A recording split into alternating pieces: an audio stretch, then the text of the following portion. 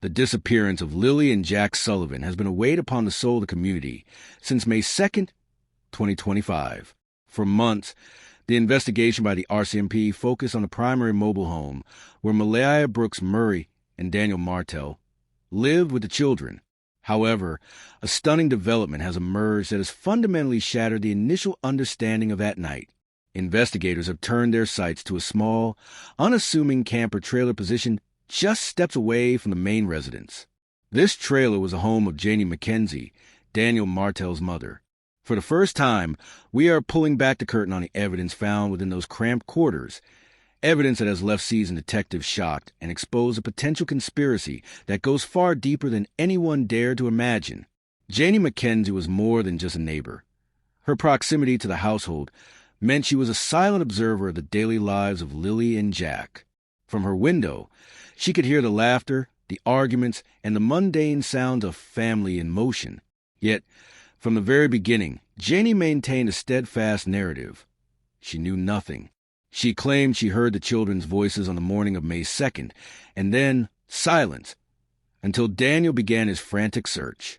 This story remained her shield for months.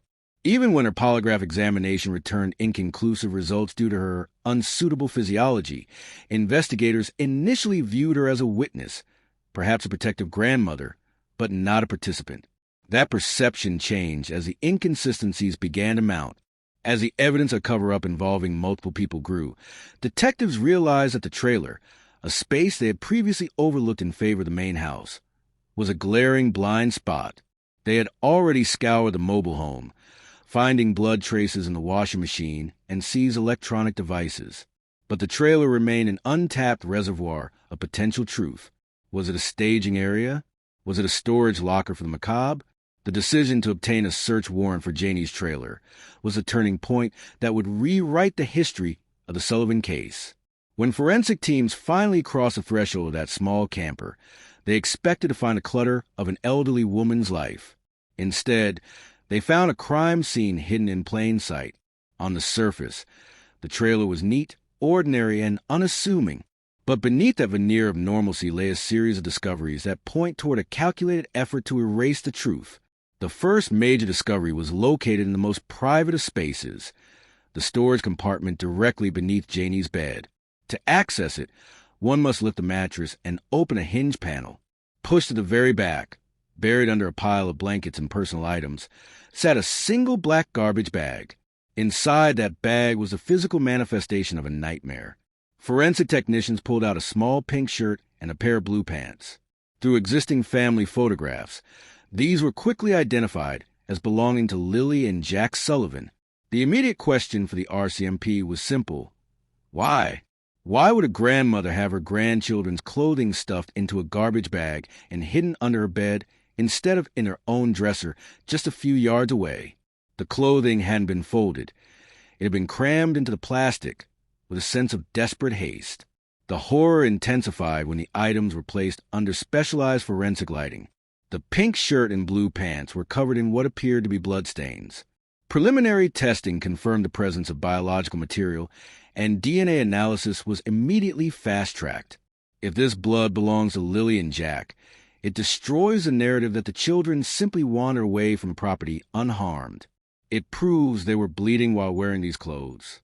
The fact that these items were hidden in Janie's trailer suggests a deliberate, coordinated effort to conceal evidence of violence. When Janie was confronted with this discovery, the cracks in her composure began to widen. Her response was a masterclass in shifting accountability. Initially, she claimed total ignorance, suggesting that perhaps her son, Daniel, had placed the bag there without her knowledge, as he occasionally used her trailer for storage. But investigators weren't buying it. The storage area was beneath her own bed, a space she accessed regularly. How could a large, heavy bag of clothing go unnoticed? As the pressure of the interrogation increased, Janie's story evolved.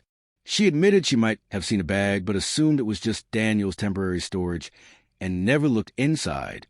To experienced interrogators, this pattern, moving from total denial to partial admission, is a hallmark of someone caught in a lie, trying to minimize their role in conspiracy. The discovery of the clothing was only the beginning. As the forensic team moved deeper into the trailer, they turned their attention to the kitchen and bathroom. What they found there suggested that Janie's trailer wasn't just a hiding place.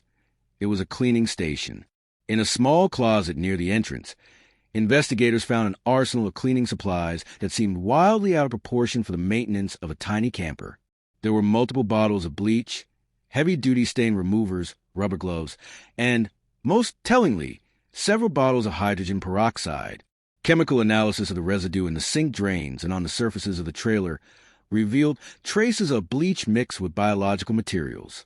But it was luminol testing that provided the most chilling visual evidence. When the lights went out and the chemical spray was applied, the trailer began to glow. Positive reactions for blood were found throughout the small bathroom area, on the sink, and across a section of the floor near the entrance. The intensity of the reaction suggested that blood had been present in significant quantities and had been subjected to a vigorous, professional-level cleanup. This trailer, the grandmother's sanctuary, had been transformed into a laboratory for the destruction of evidence. The physical evidence of the blood-stained clothing and the clean surfaces provided the what, but the investigation still needed the how and the why. To find those answers, the RCMP turned to the technology and personal writings found within Janie MacKenzie's trailer. This second phase of the search would uncover a digital trail of coordination and a handwritten record of a looming tragedy that Janie saw coming but did nothing to stop. Among the items seized was Janie's basic cell phone. While not a sophisticated smartphone, its internal memory held a devastating secret. Forensic analysts recovered a series of text messages exchanged between Janie and Daniel Martell during the early morning hours of May 2nd, the very window of time when both claimed to be fast asleep, between 2 a.m. and 4 a.m., while the washing machine was reportedly running in the main house and neighbors heard the sound of vehicles moving in the dark. Janie and Daniel were in constant communication. The content of these messages, while not fully released to the public, has been described by sources as task-oriented. There was no talk of shock, no expressions of grief or confusion. Instead, the messages showed a cold, calculated coordination of activities. They discussed what needed to be done and shared information about the progress of their tasks. This discovery was a smoking gun for the theory of conspiracy. It proved that Janie was not a bystander. She was an active participant, awake and working in tandem with her son to manage the aftermath of whatever had happened to Lilly and Jack. When confronted with the timestamps of these messages, both Janie and Daniel floundered. Janie claimed she couldn't remember why she would have been texting in the middle of the night, while Daniel attempted to blame the phone's internal clock, suggesting the timestamps were somehow incorrect. Forensic experts, however, confirmed the accuracy of the data. The messages referenced specific events that could only have been occurring during those exact hours. The digital evidence firmly placed Janie in the center of the timeline, operating as a co-conspirator in the cover-up. But perhaps the most disturbing find was a small notebook discovered in a kitchen drawer, Janie's personal journal. This diary provided a window into the months leading up to the disappearance, and what it revealed was a household teetering on the edge of violence. Janie wrote extensively about Daniel's relationship with Malia and his growing frustrations with the children. She documented loud arguments and instances where she believed Daniel was losing his temper. In her private writings, she didn't paint the picture of the happy family she described to police. Instead, she wrote of her fear that the situation was escalating. One entry from April, just 3 weeks before the children vanished, is particularly haunting. Janie wrote, "I'm afraid Daniel might do something he'll regret if those kids don't stop pushing his buttons." This single sentence proves that Janie recognized the danger. She saw the warning signs, she heard the threats, and she felt the tension, yet she remained silent. She didn't call the authorities. She didn't try to remove the children from the home. Her loyalty to her son seemingly outweighed her duty to protect her grandchildren. The journal entries from the days following the disappearance are even more damning. Instead of writing about her heartbreak over the missing children, Janie focused on the preservation of the lie. On May 3rd, the day after the report was filed, she wrote, "We have to stick together and keep our stories straight. Daniel needs me now more than ever." This isn't the writing of a grieving grandmother. It is the mantra of a conspirator. It confirms that the narrative provided to the RCMP was a manufactured fiction designed and maintained by Janie to protect her son from the consequences of his actions. However, forensic document examiners discovered that the journal was incomplete. Several pages had been torn out of the notebook, specifically around the dates of the disappearance. The fragment of paper left in the binding and the gaps in the page numbering suggest that Janie may have originally written an even more detailed account of that night, one so incriminating that she felt she had to destroy it. While the missing pages haven't been recovered, their absence speaks volumes. They represent the missing pieces of a puzzle that Janie desperately tried to keep hidden. As the DNA results continue to trickle in from the laboratory, the pressure on Janie MacKenzie is reaching a breaking point. The blood on the clothing, the bleach in the sinks, the text in the night, and the admissions in the diary all point to one conclusion. The trailer was a heart of the cover-up. Investigators are now considering a range of charges, from obstruction of justice and tampering with evidence to more serious counts of being accessory to murder. The community of the Sendic First Nation and the biological father, Cody Sullivan, are demanding justice. They see the evidence in the trailer as a betrayal of the highest order, a grandmother who chose a perpetrator over the innocent. As the investigation moves into its 10th month, the focus remains on ensuring that every adult who failed Lilly and Jack is held accountable. The truth is no longer hidden in a garbage bag under a bed. It is coming to light, one forensic sample at a time. The discovery of the children's clothing in Janie MacKenzie's trailer was a breakthrough, but for the RCMP, the physical items were only the beginning. To secure a conviction in a case this complex, they needed to bridge the gap between finding evidence and proving exactly what happened in the dark. This led to an intensive forensic reconstruction that focused on the minute details of the bloodstains found on the pink shirt and blue pants. Bloodstain pattern analysis is a specialized field that looks at the size, shape, and distribution of droplets to tell the story of a struggle. Experts are currently analyzing whether the blood on Lily's shirt was a result of transfer, meaning she leaned against something bloody, or impact spatter, which occurs when a physical blow is struck. The implications of this analysis are staggering. If the patterns show high-velocity spatter, it proves that a violent event occurred while the children were still in that clothing. Furthermore, investigators are cross-referencing these items with a timeline established by the family's final documented movements. On May 1st, just hours before they vanished, Lily was seen on Dollarama security footage wearing the exact pink shirt found in the trailer. This puts a definitive start time on the evidence. Between that shopping trip and the early morning hours of May 2nd, that shirt went from being a clean garment worn by a little girl to a blood-soaked piece of evidence hidden under a grandmother's bed. The focus then shifted to the how of the cleanup. In the trailer's small closet, the sheer volume of hydrogen peroxide found was a major red flag. While a typical household might have one small bottle for minor cuts, Janie had multiple containers. Hydrogen peroxide is a specific tool used by those who understand forensic science. It reacts with the heme in blood to break down proteins, often making stains invisible to the naked eye while still leaving traces for luminol to find. The presence of these specific chemicals suggests that the people involved weren't just panicked, they were prepared. They knew what tools were needed to strip away the biological traces of a crime. Forensic chemists have been tasked with determining exactly when these bottles were opened. By examining the seals and testing for touch DNA on the caps and handles, they can determine who handled the bottles and whether they were used during that critical window between 2 a.m. and 4 a.m. If the DNA of Daniel Martell or Malaya Brooks Murray is found on cleaning supplies inside Janie's trailer, it destroys the separate lives defense. It proves that the occupants of the main house were crossing over to the trailer to utilize it as a secondary crime scene or decontamination zone. The mapping of the luminol reactions provided a chilling visual of the night's activities. The most intense glow came from the small bathroom sink and the floor surrounding it. This suggests that the sink was used to scrub blood off hands, or perhaps to attempt to wash the children's clothing before the conspirators realized the stains wouldn't come out and decided to hide them in a garbage bag instead.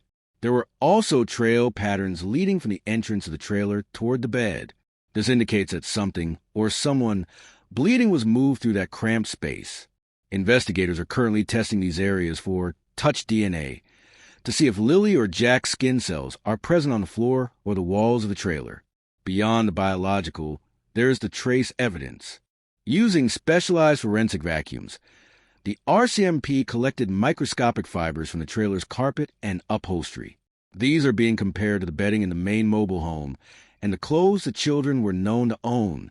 If fibers from Lilly's bed are found deep within Janie's trailer, it proves a physical transfer occurred that cannot be explained by casual visits. The trailer, once thought to be a peripheral part of property, is now being viewed as a primary sorting area where the conspirators decided what evidence to burn, what to wash, and what to hide. The psychological weight of these findings cannot be understated.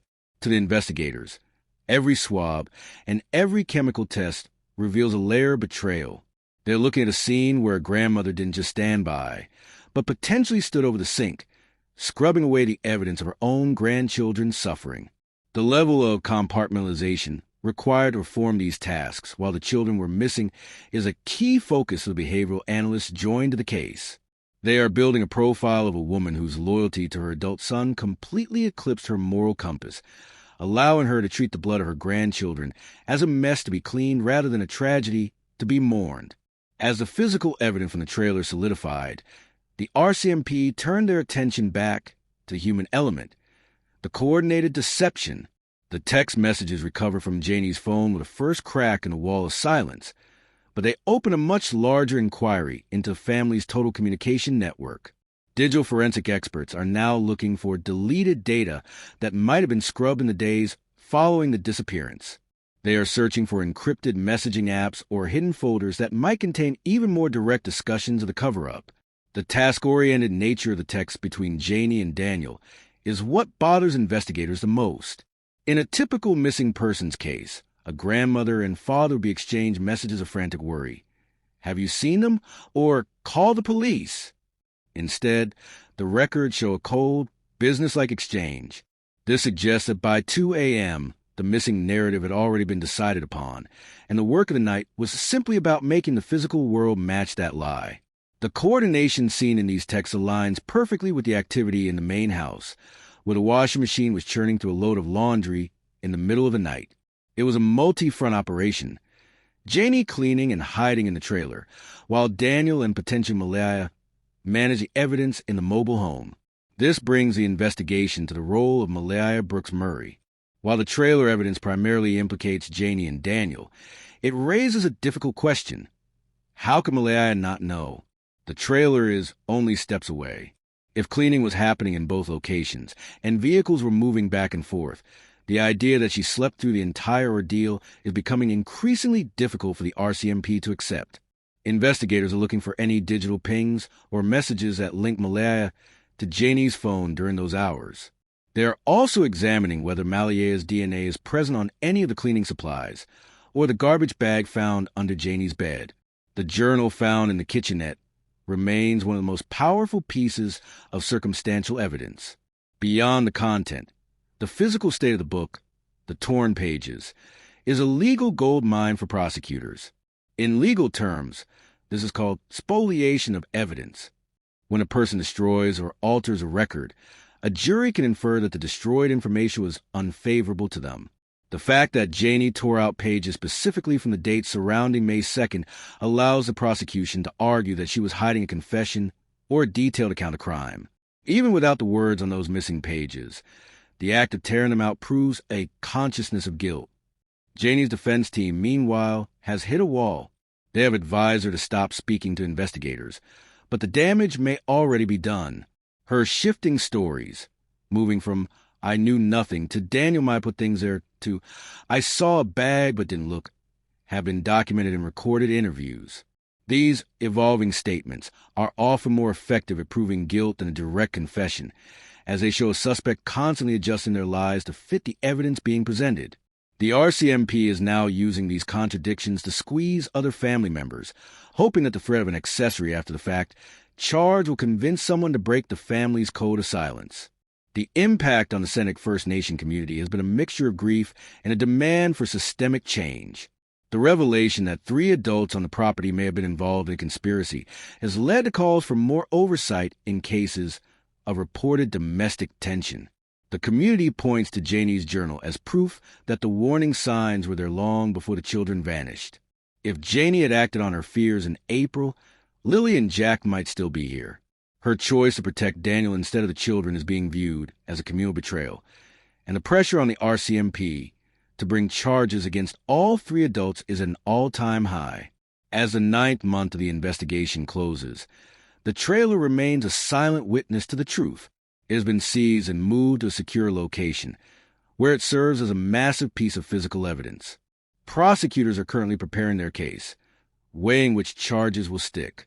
They are looking at the possibility of a conspiracy to commit murder or interference with human remains, depending on what the final DNA results from the bloodstains reveal.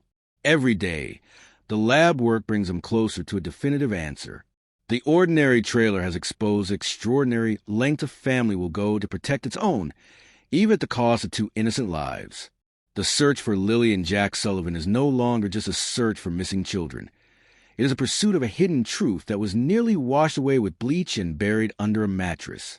But as this investigation proves, the truth has a way of rising to the surface, no matter how deep it is hidden.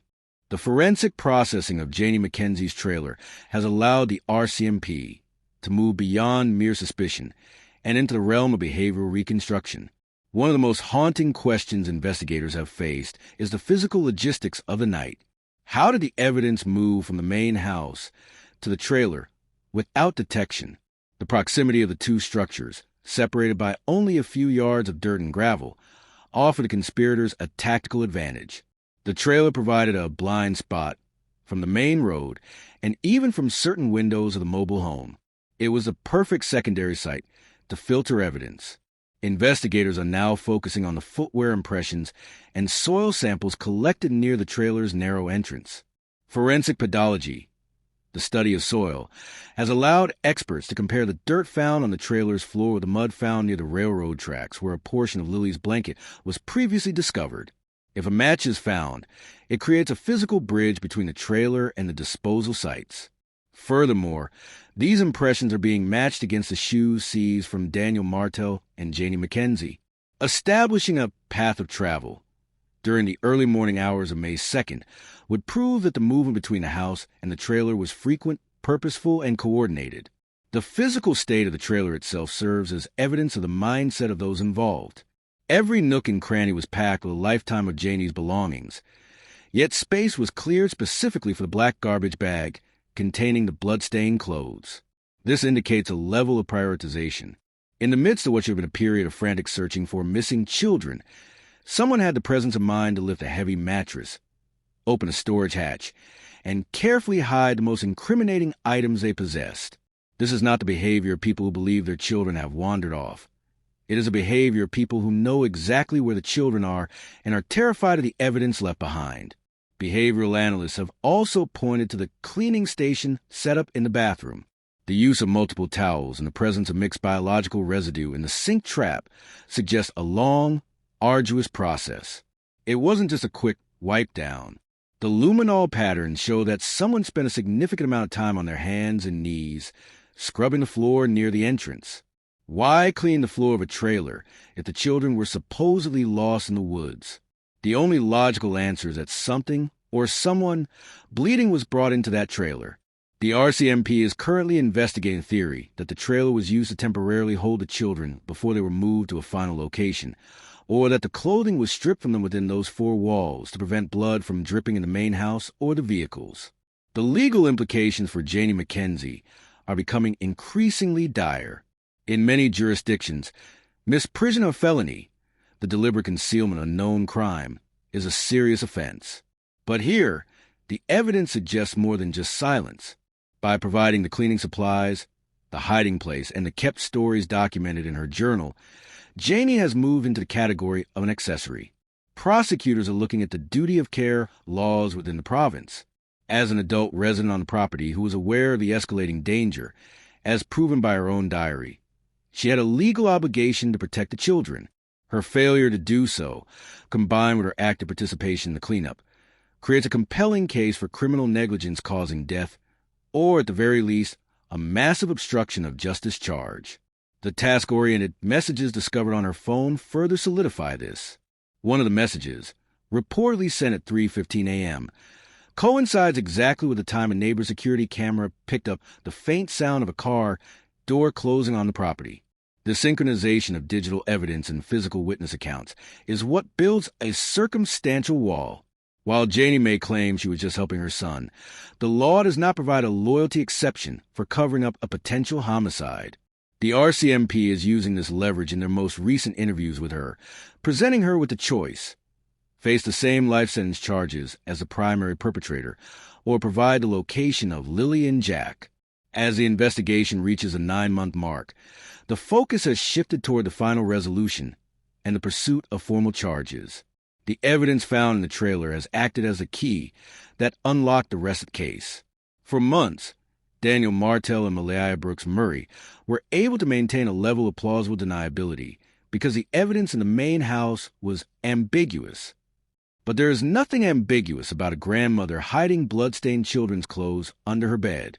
This discovery has stripped away the family's defense and exposed the rot at the center of the household. The psychological profile of Janie MacKenzie that has emerged is one of deep-seated enabling. Her journal entries reveal a woman who viewed the children not as victims, but as triggers for her son's temper. Thank you for following this intensive look into the Sullivan case. We will continue to bring you updates as DNA results are finalized and charges are filed. For more comprehensive coverage of the cases that demand justice, subscribe to True Crime Archive and hit the like button to support our work. True Crime Archive, where the evidence speaks for those who no longer can.